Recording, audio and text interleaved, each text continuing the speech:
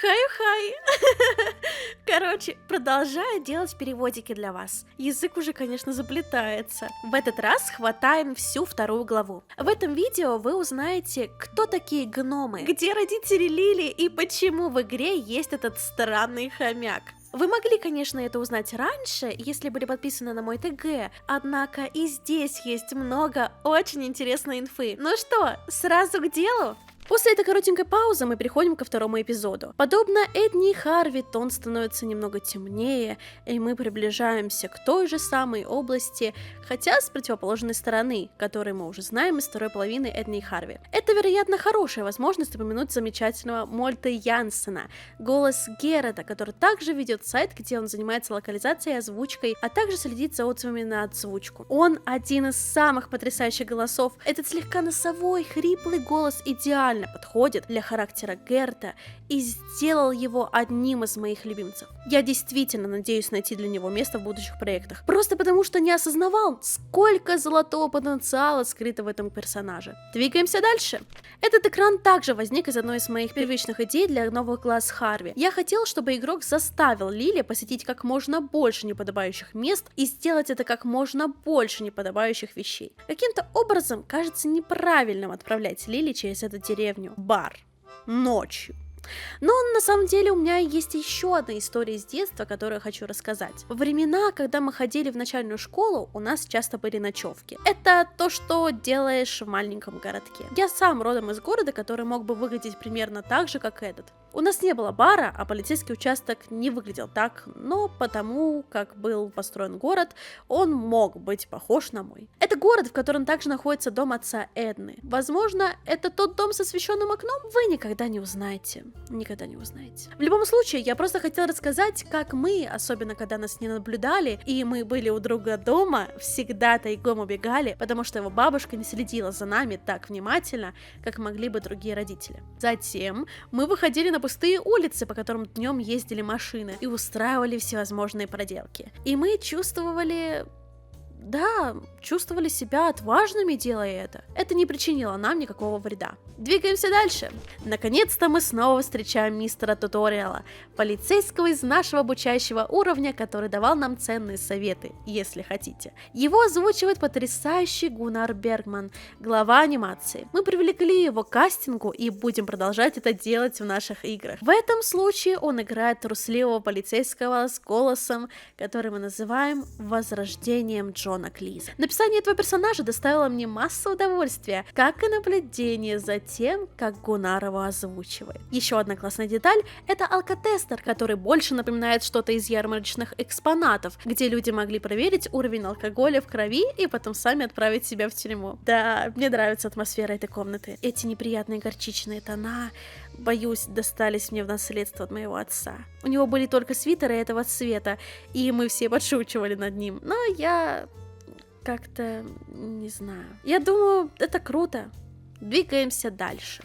И вот мы снова возвращаемся к Эдни и Харви. Это первый серьезный повод для разногласий, поскольку мы находимся на кладбище перед городской церковью, которое мы также посещали в Эдни и Харви. Мы подходим с другой стороны, через ворота, поэтому я перерисовал этот экран с другого ракурса. Камера в Эдни и Харви находится ближе к левому краю и движется к воротам, если можно так сказать, про фильмы и камеру. Но вы понимаете, о чем я. Мне просто кажется интересным показать знакомую сцену с другой, новой перспективы. Место кажется более плотным таким образом, даже если некоторые детали и не совпадают. У нас также есть пасхалка, хотя, по правде говоря, она не такая уж и скрытая, потому что ее сразу заметят и начнут гадать, что это значит. Мы добавили выход, ведущий ко второму экрану кладбища из Эдны и Харви, оригинального. Мы даже не изменили его размер или что-то в этом роде. Так что у нас есть отличное сравнение того, насколько низким было разрешение в Эдни и Харви — 800 на 600 пикселей. Понятно, что Лили захочет покинуть этот экран как можно скорее. И прямо в этой идеалистической буржуазной таверне мы встречаем сюрприз-сюрприз бармена из Эдны и Харви. Это никогда не обсуждается напрямую, но может подсознательно вызывать пару вопросов. То тонко добавляет к атмосфере главы новых глаз Харви. Что происходит с этим барменом? В какой-то момент упоминается предыдущий владелец бара, Макс Микс. И мы знаем, что он уже 6 футов под землей на кладбище. Так что бармен сделал с Максом? Как он завладел этой таверной? Все это приводит к выводу, что бармен не принадлежит этому месту. Он каким-то образом просто захватил бар. Это наталкивает на следующий вопрос. Что не так с больницей доктора Марселя? Почему психи разгуливают на свободе? Это вопросы, которые могут возникнуть, но они беспокоят вас скорее на подсознательном уровне, в то время как Лили изо всех сил пытается достать алкоголь, что игрок, скорее всего, поддерживает не потому, что есть четкий план, а потому что это запрещено. Это великолепно иллюстрирует подход «надо сделать, потому что нельзя». На заднем плане мы видим потрясающий автомат форель на вынос. Можете ли представить что-то более удобное? Еще один интересный элемент – коробка для пожертвований тем, кто погиб на море. Потому что это единственный в игре намек на то, что случилось с родителями Лили и почему она сирота, воспитанная в монастырской школе. Кроме того, этот элемент ненавязчиво связывает город, расположенный у гор, с морским побережьем. У меня всегда была идея переместить, возможно, третью часть ближе к морю, к побережью. Вероятно, я так и сделаю.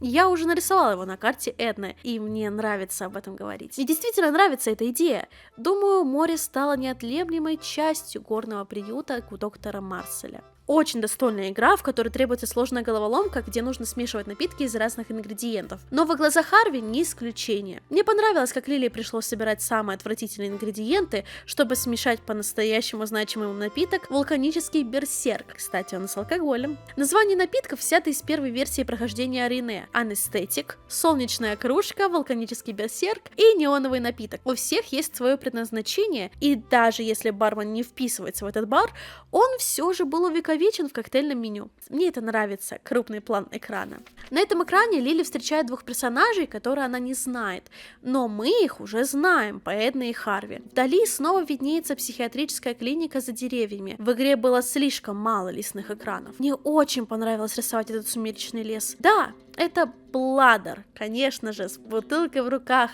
ведь у него чудо-пузырь. Он может пить где угодно и когда угодно. На этот раз он в одной комнате со своим товарищем по игре, новеньким парнем. Так его называют в Эдне и Харви, так как у него нет настоящего имени. Кажется, мы просто назвали его новичок здесь, по крайней мере, в сценарии. Честно говоря, я не знаю, появляется ли это имя вообще. Думаю, в Эдне и Харви они просто часто говорят друг о друге, или, по крайней мере, Пузырь говорит о новом парне, хотя они никогда не появляются на одном экране. Было довольно приятно видеть их обоих одновременно. Что мне больше всего нравится в новом парне, так это то, что мы наконец-то закрыли один пробел, который чуть не упустили. Мы почти не смогли пригласить оригинального актера озвучки нового парня, Ольгерда, для записи. Ольгерд всегда указан как Оливер Кёник, потому что даже если он озвучит все эти роли до нас, технически ему не разрешено это делать, так как он работает у конкурентов. Но заслуга есть заслуга. Рад, что ты с нами, Ольгерд. Он также, и большинство из вас, вероятно, не знает этого, так как я слишком часто хватаю гитару, исполнил финальную тему для Эдны и Харви. Да, это был не я, это был Ольгерд. Я только играл вторую гитару, а также исполнил второй вокал. Все остальное это был Ольгерд. Он также написал ее. Это была его идея добавить эту приятную мелодию в конце. Мы пригласили его в бар в этой игре, потому что забыли заказать подходящий саундтрек. Что я точно помню об этом экране, так это то, что он оставался в виде ужасного чернового рисунка даже в играбельной версии. Особенно отвратительного из-за яркого входа в пещере и несоответствия цветов.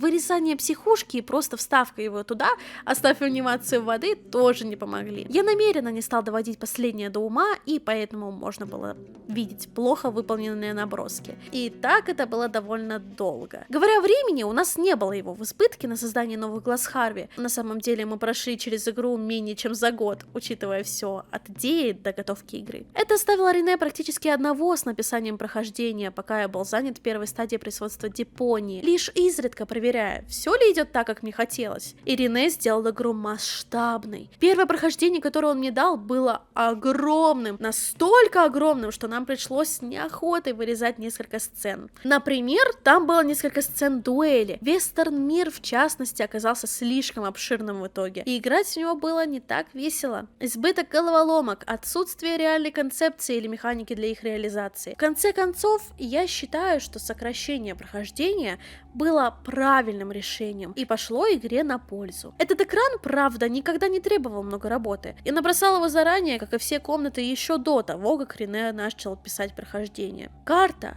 Вот что мне нужно было в первую очередь, чтобы создать историю, разобраться, что происходит и где. Так что эти черновые наброски были чем-то, с чем ему пришлось иметь дело. Это был особенно плохой набросок. Как жаль, ведь сама сцена довольно милая.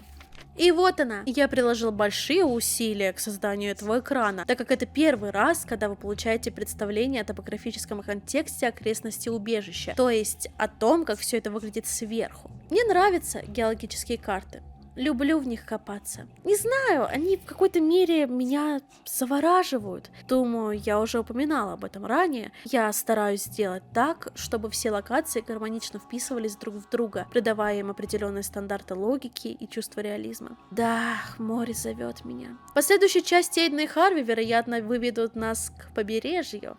С нетерпением жду этого. Это еще один концептуальный экран, который я создал до того, как узнал, как будет выглядеть прохождение. Конечно, я знал некоторые ключевые моменты сюжета, но у меня не было глубокого понимания самого прохождения. Здесь явно видно, что я выбрал другой стиль в начале, как можно увидеть по более толстым контурам камней. Видно, что я никогда не рисовал камни в Эдне и Харви, и поэтому не имел ясного представления о таких вещах. Позже я добавил этим камням вмятины и неровности, что довольно хорошо сработало. В этом случае они все еще нарисованы с различной толщиной линий, глубокими тенями и подобным, в отличие от остальной игры. Это можно увидеть, глядя на сундук, например, там действительно черные тени, что обычно не в моем стиле. Это также напоминает прототип секретного логова, который я всегда хотел иметь в детстве. Мы регулярно строили штаб-квартиры в самых неожиданных местах, заброшенных зданиях, хижинах. Однажды мы даже нашли место бункера, где устраивали себе уют, прямо в середине празднования Пасхи с костром.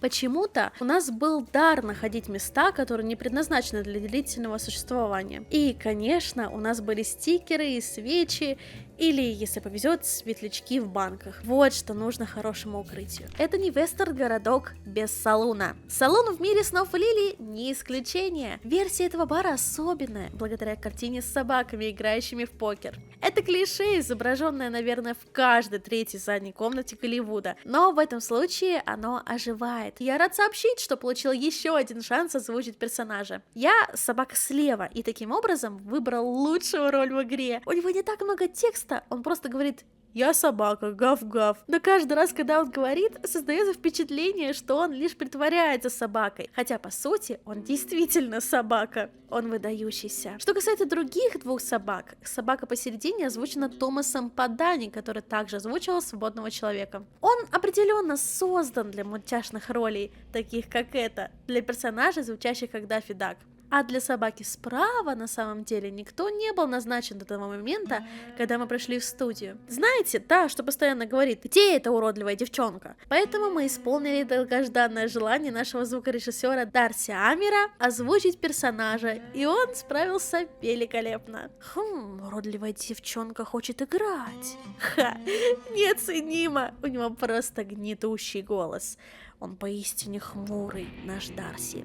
Настоящий хмурый дядька. Ах, я помню, как Ирен планировала невероятно много головоломок для этого экрана. Там должна была быть печатная машинка и стрелок с револьвером, с еще одной сценой полуденного поединка. Но это привело бы к перегруженному экрану, несмотря на то, что многие из этих идей были великолепными, несмотря на их недостаток отшлифовки. Это показывает, с какой стойкостью я пропустил некоторые идеи Рене. И это приводит нас к денежным коровам. Я уверен, что он вложил в это довольно сложную социальную критику, когда сказал: золотодобытчик, конечно, едет на денежной корове, так как прибыльный продукт компании — это денежная корова. Я этого не понял, так что просто вытащил несколько банальных шуток из шляпы, не имея никакой связи с первоначальным образом. Прости меня, Рене. Я надеюсь, что он меня простит. Во время Трансалили кладбище, конечно, превращается в его западную картофельную версию в индейское кладбище. Это, вероятно, тот экран, который больше всего отклоняется от оригинала, показывая лишь элементарные параллели с его аналогом. Единственный намек — кактус, который говорит: ладно, это должно быть крестом на другом экране. И, конечно, костер. Но там, где должна была быть башня, находится кол. Как я уже сказал, это не слишком похоже, не слишком легко соединить, но есть параллели в погребальных ритуалах. Некое общее символическое значение, так сказать. Вот они, все картофельные гномы, снующие вокруг костра. И вы все время задаетесь вопросом: что они, черт возьми, делают в сознании Лили? А потом происходит странное наложение, когда они красят подсознание Лили в розовый цвет. Они на самом деле появляются из ее подсознания, начиная окрашивать все в розовый цвет, с чем Лили не справляется. Но здесь мы видим, как они выполняют свою вторичную функцию. Как говорит нам Мирана, медиум, мир снов — это мир транса, а подземный мир — это царство духов, пространство между, проход, где люди ждут нирваны. Одно и то же. В результате эти гномы также являются духами усопших. Мирана даже говорит с одним из них. И один из гномов, угадайте что, на самом деле является Максом Микса. Однако это наложение никогда не раскрывается во время игры, и для меня это было бы одной невозможной загадкой. Что касается визуалов, гноми представляют собой некий синтез. Рене всегда хотел, чтобы у них были картофельные черты. Он хотел, чтобы они физически увеличивались во время игры, становляясь все более противными и угрожающими по мере углубления в разум Лили. Напротив, я хотел, чтобы они оставались несколько милыми, и вспоминал фигуры, которые я рисовал во время учебы в начальной школе. Гномы, состоящие в основном из носа и тел, едва отделенных от их носов. У них были эти шлемы и тонкие конечности, очень похожие на современных картофельных гномов, но без картофельного тела. Просто представьте их без картофельных тел и вместо этого с конечностями, прорастающими из их гигантского носа. И также с боевыми шлемами, как позже в игре. Но я не хочу спойлерить, и вы получите моих первых мультяшных персонажей. Я рисовала их с моим лучшим другом в школе. Упрощенный стиль. Он просто не мог так хорошо рисовать, если честно. Я бы сделал это намного лучше. Но теперь они наконец-то здесь. Это, вероятно, мой любимый экран во всей игре. Не только потому, что я озвучиваю одну из своих более крупных ролей — Грифа. Я должен кружить, Но это не единственная причина, по которой я так люблю этот экран. Есть несколько вещей, которые Лили может сделать на этом экране, которые мне нравились во время написания, рисования, просмотра и реализации. Я не могу рассказать слишком много, потому что вы это еще не делали, но Лили делает несколько довольно нездоровых, тем не менее забавных вещей, что мне нравится и вызывает отвращение в равной мере. Одна вещь, которую вам следует попробовать в первую очередь, это использовать солнечные часы. Эти солнечные часы закрывают солнце на этом экране, и у нас также произошел небольшой казус, который оказался причиной большой улыбки. Анимация, которую мы создали для солнца, на самом деле соскользнула. Это означает, что вращение солнечных часов не соответствовало фактическому конечному положению солнца. Солнце двигалось по своей дуге, а затем отскакивало на несколько сотен пикселей вверх-вправо на экране. Скрипторы не заметили этого сначала, вероятно, они не тестировали это или думали, что это будет заглажено позже. Но до того, как появилась возможность сгладить это, Бейт, один из наших дизайнеров, который также ищет привлекательные звуки при постановке сцены, посмотрел на эту анимацию и сказал: это невероятно забавно! Солнце бродит по своей дуге, отскакивает от этого холма и возвращается на место. Я найду звуковой файл для этого. В результате был добавлен этот звук. Бам! Несмотря на то, что это никогда не планировалось. И теперь у нас есть эта анимация солнца, отскакивающего от каньона. Бам-бам! Очень хорошо сделано. Случайность все равно прекрасна. Спасибо, Бейт! Бедняжка Лили в заложниках.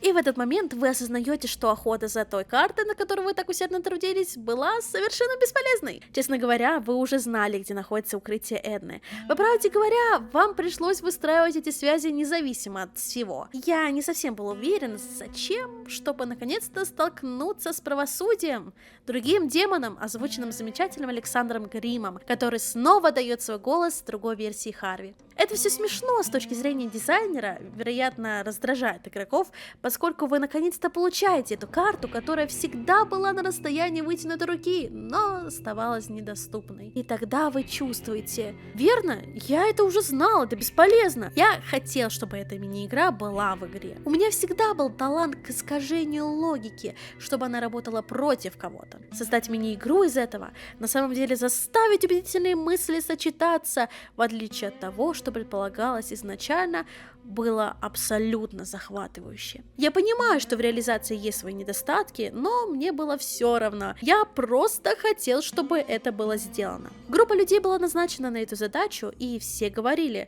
это невозможно, это никогда не сработает. Так и вышло. Ладно, теперь к чему-то, что я осознала из глубин своего прошлого. Надеюсь, я смогу это сложить. Бесчисленные годы назад была первая попытка реализовать эту идею, и она была в стихах. Вот как она звучит. Подождите, мне действительно нужно сосредоточиться. Когда истина стоит на своем... Нет, я больше не могу это сказать. Но это было смешно. Это стихотворение. Чел, это было действительно смешно. Но вы никогда не услышите это. Это было очень смешно. И я до сих пор трясусь от смеха даже сегодня. Чувак, какое стихотворение? И вот мы снова встречаем демона Харви, немного вялый Виндиго. Он также чрезмерно осторожен. Это снова что-то, что попало в игру благодаря Рене. Не знаю, откуда он это выкопал, я определенно не знала Виндиго заранее. Похоже, это некий демон в традиции коренных американцев, если можно так сказать. И мы немного интерпретировали его роль для наших целей. И снова блестящее озвучивание от Алекса. Мне особенно нравится этот экран, предположительно, я не могу вам пока это рассказать, так что дам лишь неясные подсказки. После нашего эко-триллера «Новое начало», где мы передали совершенно экологически чувствительное сообщение, нам приятно, что у нас есть возможность просто нанести вред окружающей среде. Это действительно облегчение. И это всего лишь мир снов Лили. Никакого вреда не причинено. Мы, наконец, приближаемся к психиатрической больнице. На этот раз с другой стороны, что означает, что Лили поднимается другим путем. Она идет в психушку, в отличие от Эдны, которая уехала на машине. Эта стена знакома по Эдне и Харви, просто мы не знали, что там также скрыта дверь. Еще одна скрытая деталь, помимо совы и ее ужасной диалоговой головоломки. Извините, кстати, за диалоговую головоломку. Поскольку вы, вероятно, уже сыграли в нее, я хотел головоломку без диалогов, в которой вам нужно было бы интерпретировать ответы самостоятельно. Я полировала эту вещь снова и снова, все продолжали надоедать, но я надеюсь, что она все-таки оказалась играбельной. Я рад, что она в игре, и надеюсь, вы об этом не жалеете. Другое, что вы можете найти на этом экране, вероятно, вы еще не видели или не активировали, это Матце, городской хомяк во втором появлении. Мы уже видели его в камере, когда пытались стащить карту. Есть история, которую я хочу вам рассказать. Почему в игре есть хомяк по имени Матце? Само имя Матце произносится полицейским, вызывая маловероятную реакцию. То есть вы могли это пропустить. История, стоящая за именем, довольно схожа. Заполнившие свою преданностью Дейдалик, возможно, знают одного из наших менеджеров по продуктам или, скорее, проектных менеджеров, так как он таковым тоже является, Матиаса Мангельсдорфа. Матиас Матце Мангельсдорф, который также любит время от времени посещать конвенции и показывать свое лицо сообществу. Некоторые из вас, возможно, его знают, но немногие знают, что у него как это сказать, неврозис по поводу выгодных предложений. У него есть склонность просто покупать вещи, когда он видит, что они по скидке, даже если он не имеет никакой нужды в этих вещах. Представьте, что он бродит по ярмарке и берет все бесплатные образцы, которые может получить, несмотря на то, что на самом деле не нуждается в них. Его коллекция ключей с лейблами огромна, и он ест в Макдональдс, даже если ему это уже надоело. Просто потому, что у него все еще есть купоны. Вот что делает Матце. Это был мой день рождения, и тогда, когда нас в Дейдалик было меньше, мы действительно смогли покупать подарки друг другу на день рождения. Матце вручил кучу хомяков GeForce, фигурки, которые он купил за небольшие деньги на распродаже, которые не могли бы ему понадобиться. Они до сих пор лежат на верхней полке рядом с моим столом в офисе. Всегда напоминают мне о приятной причуде Матце. И поскольку хомяк и его привычка к накоплению очень хорошо вписывается сюда, можно сказать, что Матце действительно напоминает определенных пушистых грызунов. Извините, поскольку он менеджер по продукту специального издания «Новые глаза Харви», он гарантированно это услышит. Я просто подумала, что было бы уместно одеть нашего маленького городского хомяка в униформу G-Force и назвать его Матце, городской хомяк. Наслаждайтесь следующей сценой, а ее вы увидите в следующий раз. Вот.